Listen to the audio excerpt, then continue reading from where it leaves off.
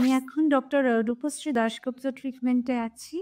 যে সময় আমি ওনার কাছে এসেছিলাম একটা ভীষণ ক্রাইসিস মোমেন্ট।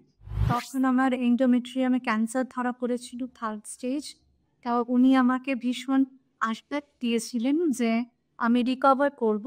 তাও উনি সবকিছু এক্সামিন করালেন আমা আমার সমস্ত কিছু, এবং তারপর দেখা গেল যে ওটা 2nd স্টেজ। তাতে পরে উনি বললেন যে আমি কমপ্লিট সুস্থ হয়ে যাব। এবং লাস্ট মানডে আমার রোবোটিক সার্জারি হয়।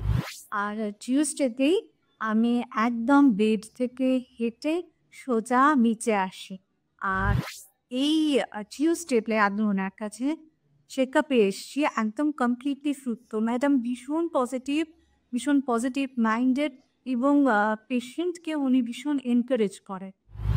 আমাকে উনি অনেক বুস্ট আপ করেছে, এবং I have remained strong all throughout the treatment. আমাদেরকে two three types of operations procedure নিয়ে বলা হয়, and we selected robotic surgery keeping in mind the fast recovery and the wellness of the patient. And I have seen the way madam has performed the operation. I like when she was out of the OT, she was quite energetic till that time, and she has explained us how it went. And yeah, after that, the operation was done. She is really fine, and we are waiting for the rest of the procedures to happen.